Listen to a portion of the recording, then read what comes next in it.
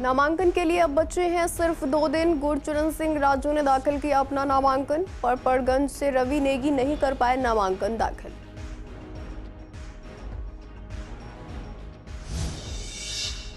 Gita colony में युवक से लूटपाट का मामला आया सामने। पुलिस ने 2 ऑटो चालक को किया गिरफ्तार। आरोपी के पास से फोन और बैग हुआ बरामद। 48 घंटे में पुलिस ने सुलझाया मामला। ताहिर हुसैन को कस्टडी पैरोल पर रिहा करने का आदेश। नामांकन दाखिल करने के लिए मांगी थी जमानत। अदालत ने कहा चुनाव लड़ना उसका अधिकार है।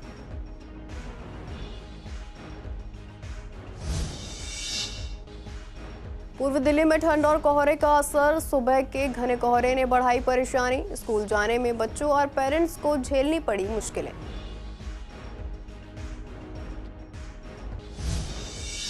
लक्ष्मीनगर में जल बोर्ड की लापरवाही से सड़कों पर पानी की बर्बादी। स्थानीय निवासियों को हो रही है परेशानी। जलभराव से बढ़ रहा है बीमारियों का खतरा।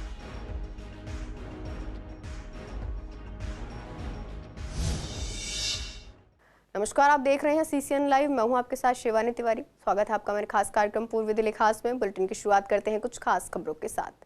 उत्तर पूर्वी दिल्ली के नंदनगरी SDM ऑफिस में भी आज भारी संख्या में नामांकन पत्र भरे गए। नामांकन पत्र भरने की आखिरी तारीख 17 जनवरी है, इसलिए अब अंतिम क्षणों में नामांकन भरने वालों की लाइन लग रही है।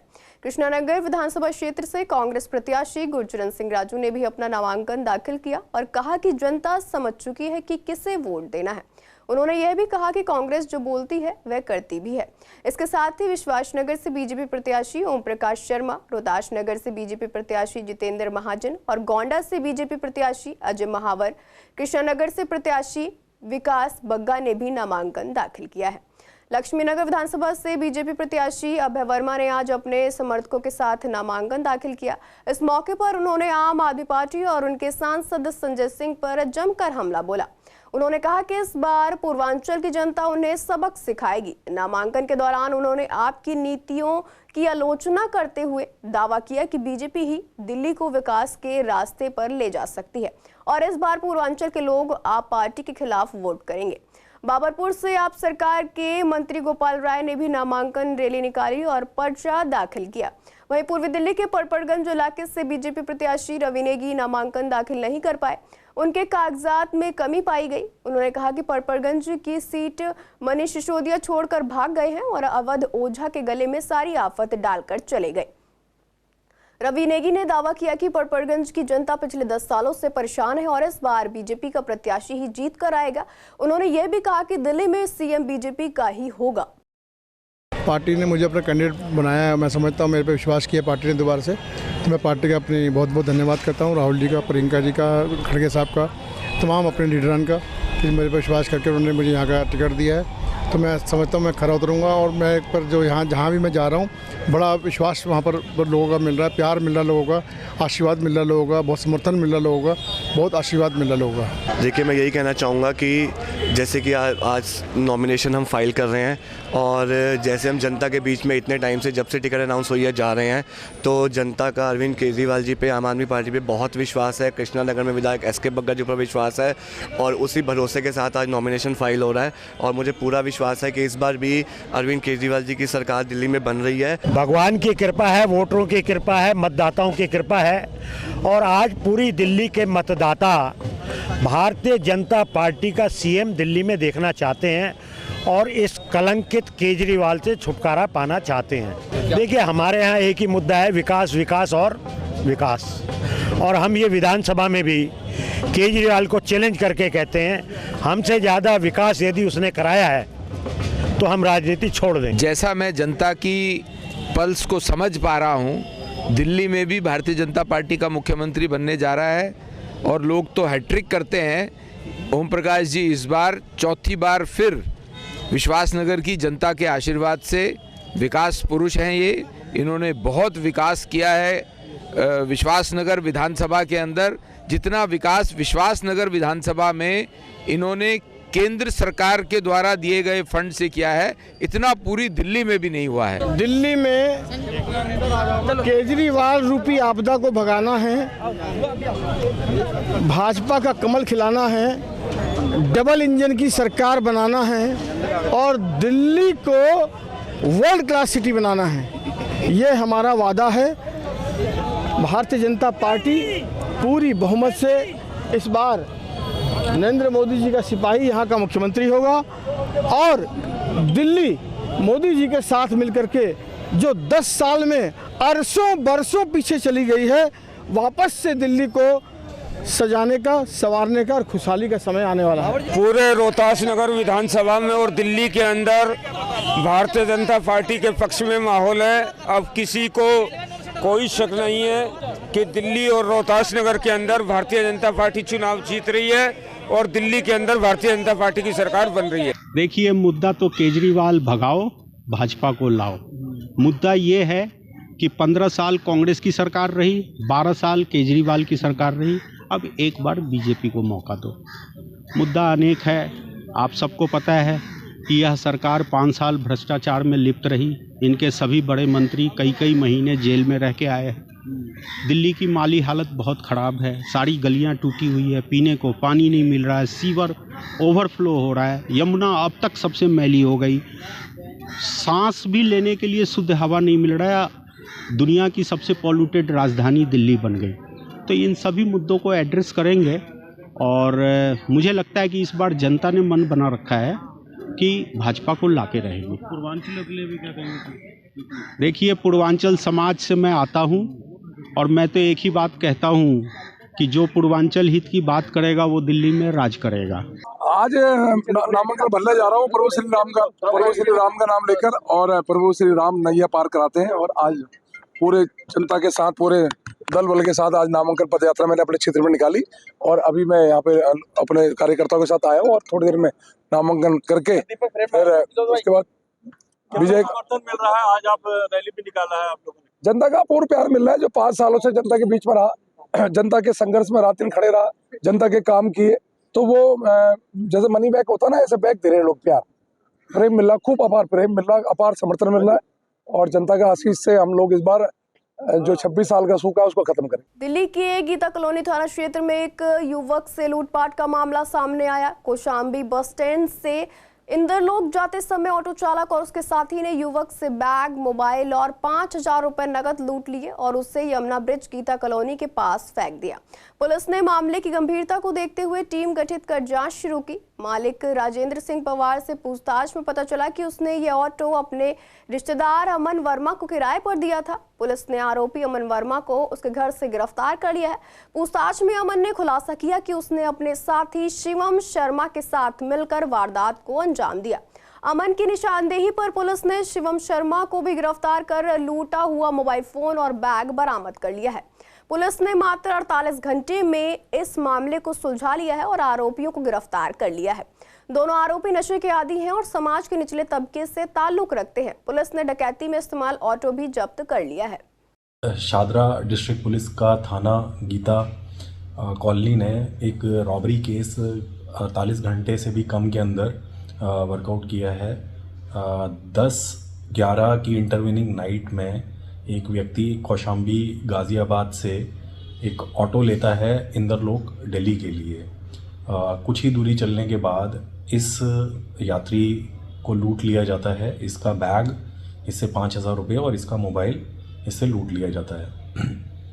और इसको बाद में गीता कॉलोनी पुलिस स्टेशन के एरिया में एक यमुना ब्रिज है, वहाँ पर इसको छोड़ दिया जाता है, फेंक दिया जाता है।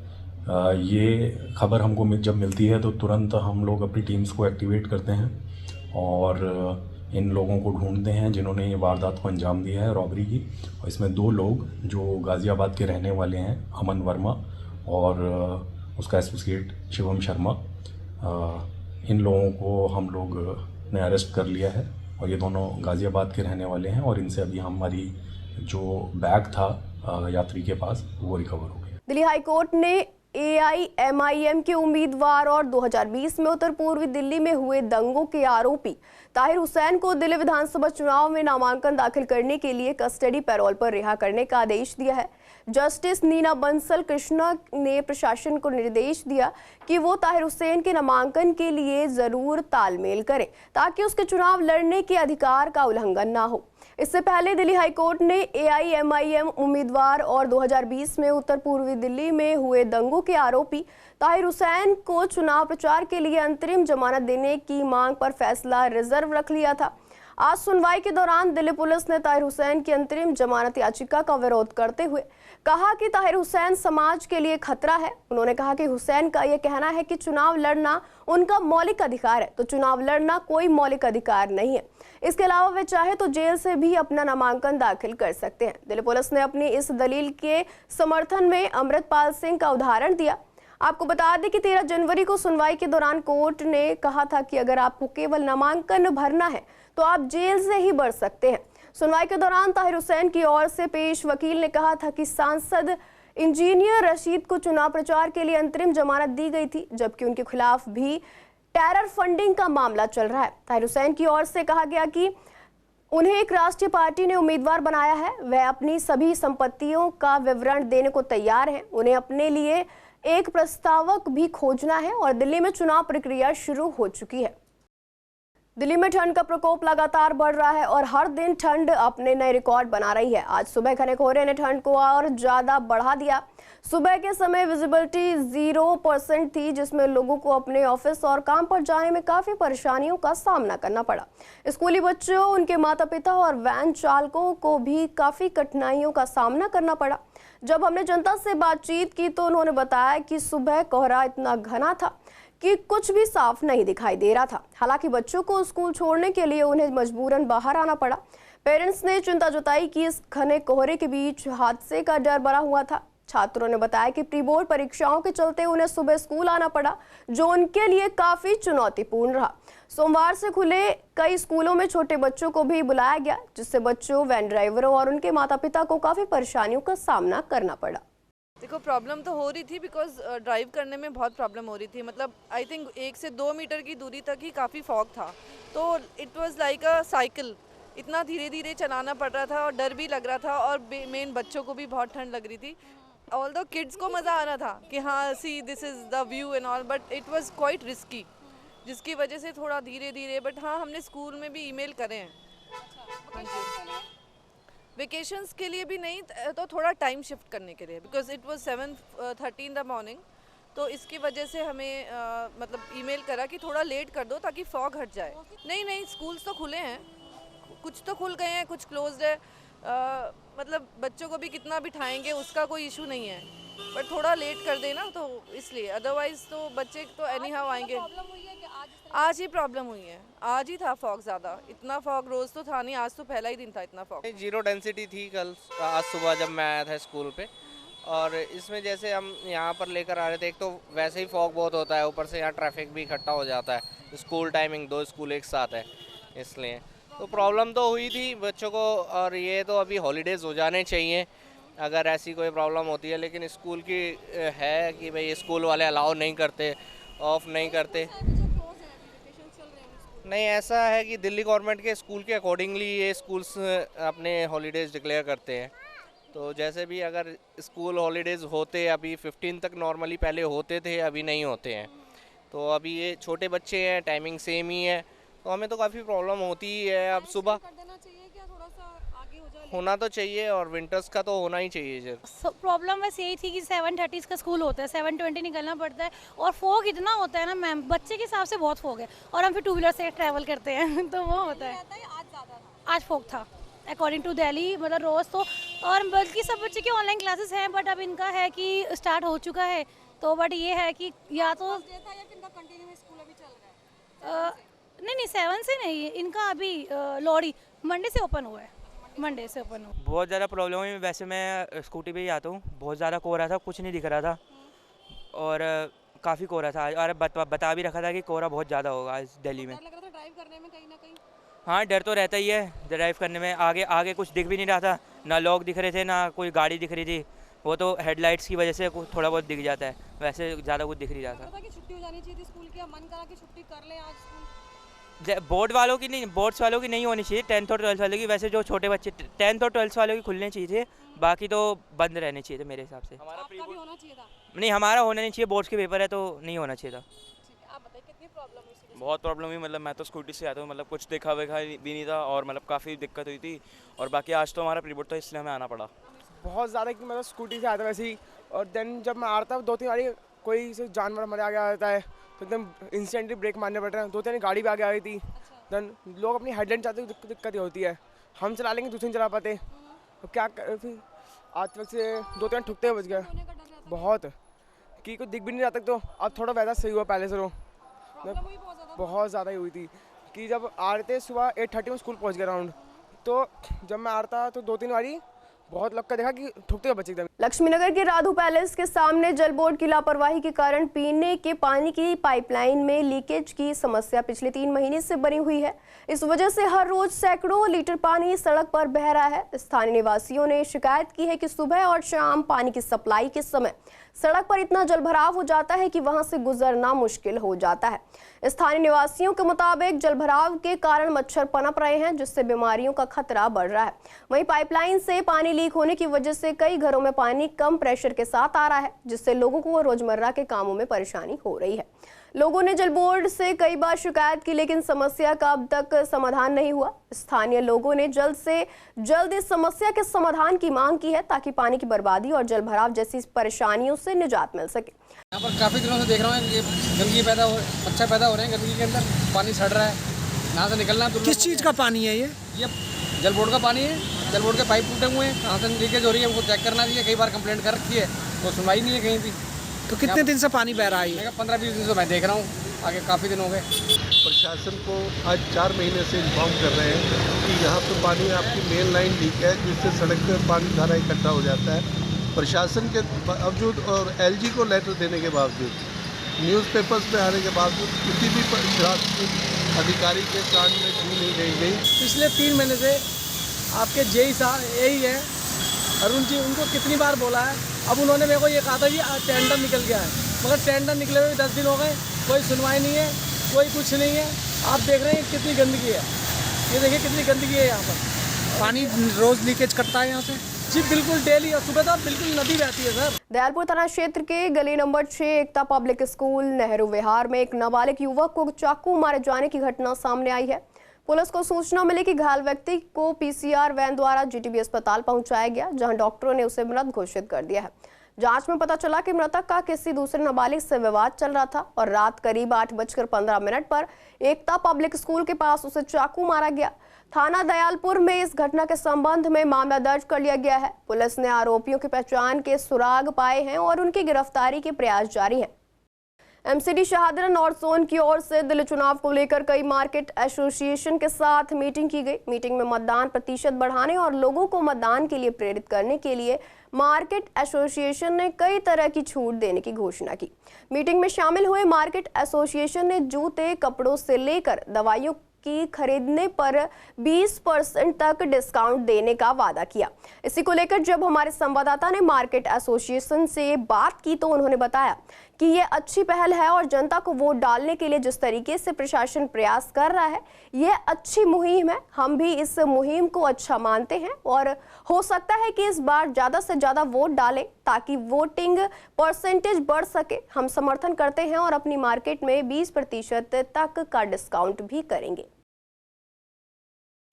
जैसा कि हम लोगों ने सुना और देखा भी है कि चुनावी माहौल में जो है कुछ दुकानदार या कुछ मार्केट वालों ने कुछ डिस्काउंट दिए हैं वोटर लिस्ट के ऊपर कि जो लोग वोट दे के आएंगे और अपनी जो है शाही जो दिखाएंगे उंगली में, उनको 5 और 6 तारीखों को डिस्काउंट दिए जाएंगे। हालांकि अच्छी चीज़ है, लेकिन किसी समय पर ऐसा भी लगता है कि देखिए चुनावी माहौल में नेता तो वादे करते हैं या अपना कोई ना कोई वो सपने दिखाते हैं, लेकिन दुकानदारों ने भी एक वोटर होने के नाते हम लोगों को सोचना चाहिए कि हम लोगों में कितनी शक्ति है, यानी कि एक वोट देने की कितनी अहमियत है। उसके बावजूद हमें डिस्काउंट लेना पड़ जाए दुकानदारों से कि 10 और 20 और 30% डिस्काउंट मिलेगा। तो ठीक है कि अच्छी पहल है दुकानदारों के हिसाब से, लेकिन एक आम वोटर को चाहिए कि अपनी वोटर की शक्ति को पहचाने। कि जो लोग छुट्टी वाले दिन, इलेक्शन वाले दिन, वो प्रायोरिटी इलेक्शन को, वोट को अपने प्रतिनिधियों की तरफ ना देके बाहर घूमने चले जाते थे, उनसे जो निवेदन है हमारा भी, और जो लोगों ने इंसेंटिव दिया है कि किसी दुकानदार ने कोई 10%, अपने हिसाब से कोई 5%, एक अट्रैक्शन दिया है, वो बहुत अच्छी बात है। 2 काम होंगे, एक तो जिसने कोई काम करना है वो उसको इंसेंटिव भी मिल जाएगा, लेकिन हमारा मानना ये है कि उसके साथ साथ एक अवेयरनेस बड़ी ज़रूरी है। उन सब चीज़ों को छोड़ के इलेक्शन की तरफ ध्यान दें। मेरे हिसाब से जो ये स्कीम निकाली है एसोसिएशन वालों ने, जो प्रपोजल दिया है कि 20% का डिस्काउंट देंगे, ये बहुत ही सकारात्मक कदम है। इससे सबसे बड़ी बात यह है कि जो वोटर्स हैं उनको एनकरेजमेंट मिलेगी, मोटिवेशन मिलेगा, ताकि वो ज़्यादा से ज़्यादा लोग वोट करें और उस वोट के बेसिस पे वो जो है डिस्काउंट ले सकते हैं। वैसे भी उनको सामान तो खरीदना ही होता है। दिल्ली विधानसभा चुनाव की तारीख जैसे जैसे नजदीक आ रही है, प्रत्याशियों द्वारा प्रचार और संपर्क कार्य तेज हो गए हैं। कृष्णनगर विधानसभा से बीजेपी प्रत्याशी डॉक्टर अनिल गोयल लगातार जनता के बीच पहुंचकर बीजेपी की योजनाओं और कार्यों के बारे में चर्चा कर रहे हैं। वहीं आज डॉक्टर अनिल गोयल ने महिला कॉलोनी और रानी गार्डन इलाके में जनता से मुलाकात के दौरान बताया कि अगर वे विधानसभा में चुनाव जीत कर आते हैं तो उनका पहला कदम कृष्णनगर क्षेत्र की सड़कों का सुधार होगा। दिल्ली में बढ़ती ठंड को देखते हुए कई सामाजिक संस्थाएं जरूरतमंदों की मदद के लिए आगे आ रही हैं। इसी कड़ी में ललिता पार्क के मां शक्ति संस्थान ने दिव्यांगजनों को कंबल वितरण का कार्यक्रम आयोजित किया। इस कार्यक्रम में लगभग 100 दिव्यांग व्यक्तियों को कंबल बांटे गए। संस्थान की संरक्षक अनीता गुप्ता ने बताया कि ठंड के इस मौसम में दिव्यांगजनों को जरूरत होती है, क्योंकि वे कई मामलों में दूसरों पर निर्भर होते हैं। कंबल वितरण का उद्देश्य इन जरूरतमंदों को ठंड से राहत दिलाना है। लाभार्थियों ने भी इस पहल की सराहना की और कहा कि इस कड़ाके की ठंड में उन्हें कंबलों से काफी राहत मिलेगी। उन्होंने बताया कि इस बार दिल्ली में ठंड और घने कोहरे की वजह से काफी परेशानियों का सामना करना पड़ रहा है। जितने भी दिव्यांग लोग हैं उनको आज, क्योंकि बहुत ठंड है, और सेवाराम गुप्ता एक स्वतंत्रता सेनानी है जो कि आज़ादी के लिए कई बार जेल गए, उनकी पुण्यतिथि के अवसर पर निःशुल्क कंबल जो है वो दिव्यांगों को बांटे जा रहे हैं। देखिए, हमने जो डिसाइड किया था हम आज दिव्यांगों को दे रहे हैं। वैसे डिसाइड हमारा ये था कि हम सबको बांटे, बट कुछ कारण की वजह से, व्यक्तिगत कारण की वजह से हम आज दिव्यांग लोगों को ही कंबल बांटे जा रहे हैं। आज यहाँ पे बताया काशी भाई ने, कर कंबल वगैरह आपको सबको वितरण हो रहे हैं, और जितने भी हैंडीकैप हमारे भाई हैं सबको बुलाया जाए, और सब लोग आ रहे हैं धीरे धीरे, और सबको एक कंबल की जरूरत थी सर्दी में। कुछ लोग ऐसे हैंडीकैप थे जो बेचारे खरीद नहीं पाते थे, परेशान थे, तो वो कंबल के लिए बड़े धन्यवाद होगा जो आप इस तरीके से आप सबको दोगे। फिलहाल के लिए पूर्वी दिल्ली खास में इतना ही। ऐसी तमाम अपडेट्स के लिए बने रहिए CCN लाइव के साथ।